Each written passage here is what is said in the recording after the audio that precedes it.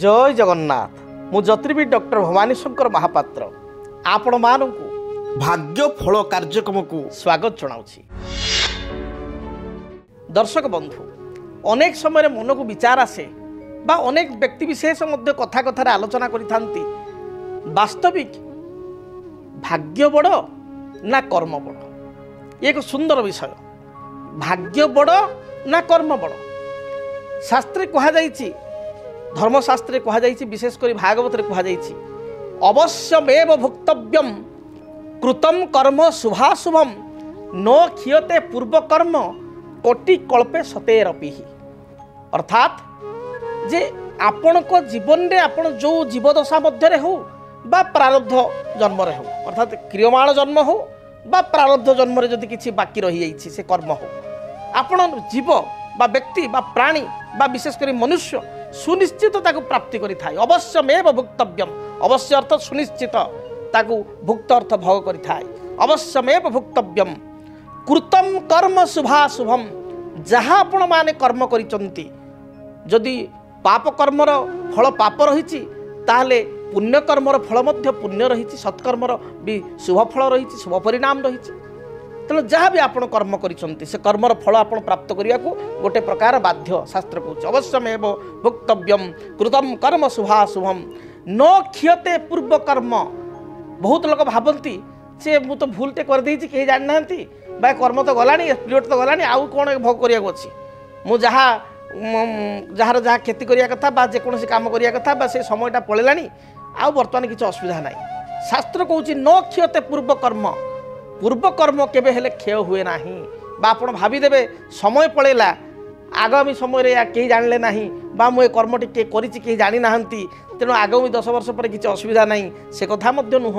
कारण भगवान ये सब जानुचंती तेणु भगवान सब देखुचंती जे उपरवाला से जे सृष्टिर संचालक सृष्टिर नियामक से सब देखुचंती सब विचार करुचंती।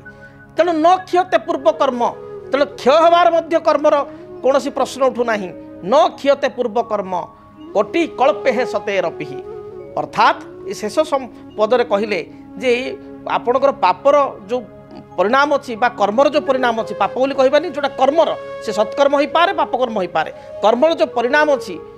से जदि बहुत जड़े पापी अच्छी ताले गोटे जन्म 2 जन्म 3 जन्म पर्यंत मध्य से कष्ट पाइब क्षय हेब नाही ए कथा कहा जाइछि। तेणु कर्म को बहु गुरुत्व दिया जाइछि प्रथमरु।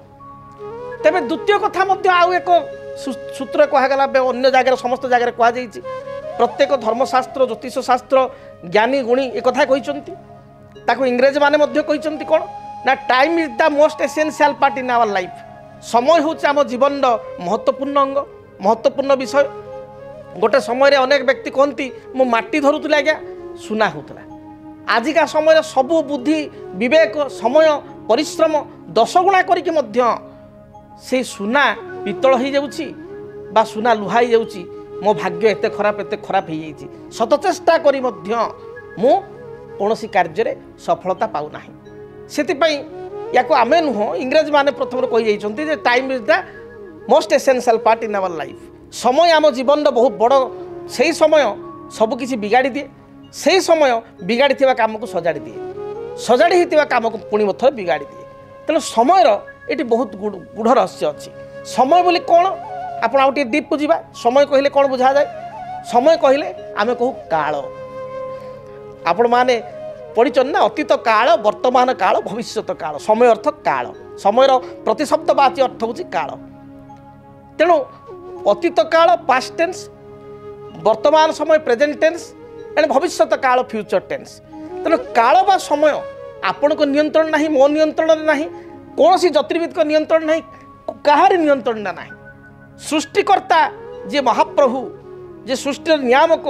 बा में कहवा प्रभु जगन्नाथ सी मध्य काल हस्तक्षेप करती ना जो सूर्य पराग हुए चंद्र ग्रहण हुए तांकर मध्य नीति परिवर्तन आसे। तेणु कालर बले जगत काल को के अच्छी समर्थ ये तो गोटे विषय। तेणु प्रारब्ध कर्म केबे खंडन हबार कथा नहीं किंतु तापर मध्य कहा जाए भाग्यम फल्यति सर्वत्र भाग्य सब जगार फलीभूत हुए नच विद्या नच पौरुषम। अनेक पाठ पढ़ी पिलाटीए बहुत टैलेंटेड पिलाटीए से जीवन में कलम धरिनी अर्थात चाकरी कर पाऊ नहीं गोटे जगह जॉब कले तार किसी ना कि समस्या आसूँ तार इगो प्रॉब्लम रोचे कौटी गोटे झगड़ा होची चाकरी छाड़ी पलि आसूँ बारंबार कर्म परिवर्तन करुच्ची पाठ किंतु ए क्लास पाठ पढ़ी एकदम हायर टैलेंटेड पिला गोटे पिला परीक्षा रे 3rd डिविजन मार्क रखी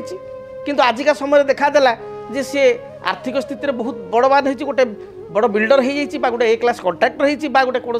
भल व्यवसाय कर बहुत उन्नति कर उदाहरण स्वरूप आम आउ टे जा आपड़ जिते 10th रे पाठ पढ़ुले 12th रे पढ़ुले आपणकर 30-40 जन बंधु थे सांग थे 30-40 जन बंधु आपण सहित समय काटी एकाठी पढ़ी से 30 जन बंधु भितर धरतु 10 जन बंधु सुपर टैलेंटेड फर्स्ट क्लास एवं आपणकर आउ जन धरतु 15 जन बंधु आपणकर अच्छा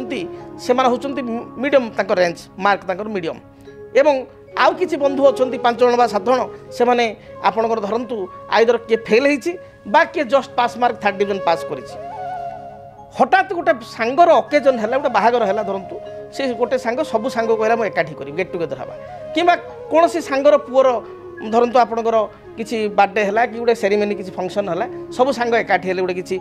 विशेष ये समस्ते हठात देखा परस्पर को आलिंगन कले खुशी है हठात आप देखिले जो पिलाटी हायर फर्स्ट क्लास पिला जी 10th रे बोर्ड रे टॉप मार्क रखी +2 रे टॉप मार्क रखी सी गोटे साधारण कर्मटे आज करुँच गोटे साधारण गवर्नमेंट जॉब जो करुँच जेकोसी प्राइवेट सेक्टर करुँचा अनुसार से कर्म किसी नुह जो पिला IAS IPS पाइया कथा जो पिला गोटे भल टॉप रैंक को जावा कथा बा गोटे प्राइवेट कंपनी रे टॉप मैनेजमेंट बसिया कथा से पिला आज गोटे टीचर अच्छी जेकोसी गोटे क्लरिकल पोस्ट अच्छी शिक्षकता गोटे बहुत बड़ कर्म शिक्षकता शिक्षक मान कहूना किंतु ताठू बड़ कर्म किसी ना आपण मैंने राति पाइले पिला गढ़ुंट किंतु सी पिलार टैलेंट हिसाब से सी गोटे प्राइमरी स्कूल टीचर हवा कि हाई स्कूल टीचर हवा से आहरी को बाटर जाई पारथा किंतु से पारिला ना किंतु से पिला भितर किसी पिला भी आगू जाइछन्ति IAS होइछन्ति से लेवल पिला किसी मीडियम लेवल पिला मध्य चार्टर्ड अकाउंटेंट टॉप पोस्ट अच्छी किंतु सेठी देखागला गोटे पिला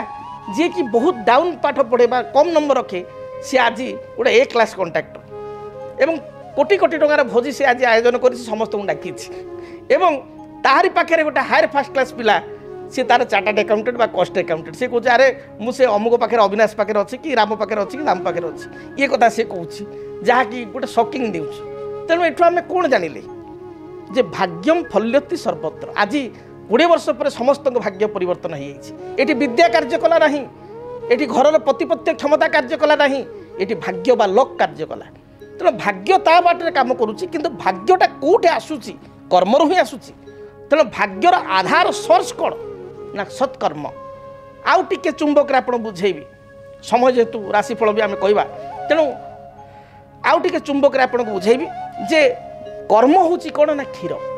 आप गाई रखिले गोमातार सेवा कले जत्न कले तार हानि लाभ रोग सब बुझिले ताकू सब कथा बुझिले खाइबा देले पीवा देले एवं तार क्षीर आप दुहिले ये जो गाई रखा कर्म करवा क्षीर दुहिबा ये क्षीर पर्यंत जो जिनस आसला ये हूँ कर्म से क्षीर आप दहीर परिणत है दही आप लवणी बाहर कले लवणी को आप उत्ताप दे घी कले से घी हूँ भाग्य शास्त्र कहला दुग्धेन वर्धते तनुः क्षीर द्वारा शरीर हृष्टपुष्ट होता व्यक्ति विशेष पुष्टता आसी था शरीर को पुष्टता क्षीर ठार आसता है तेणु दुग्धेन वर्धते तनुः घृतेन वर्धते वीर्य घृत द्वारा वीर्यवान जन होता तेणु आपणकर 10 लिटर धरतु आप क्षीर आप 1 लिटर 700 ग्राम 750 ग्राम 800 ग्राम आप घी पाइले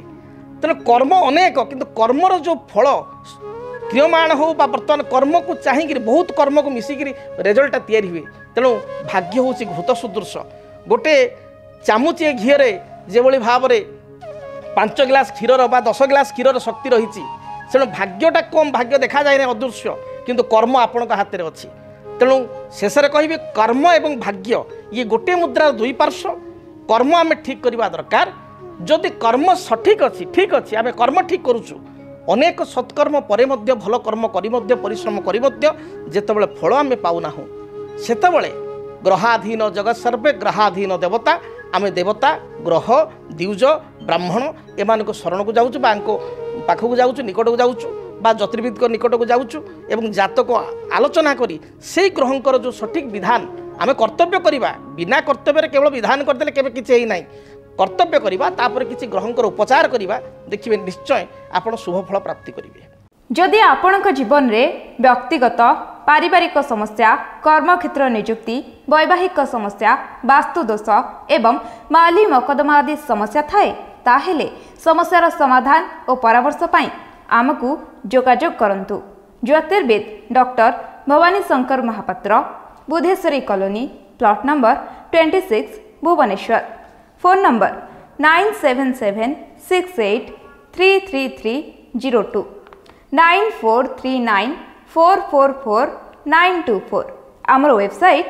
www.srijagannathastro.com। केमिति कटिब 2026 मसीह आपणक भाग्य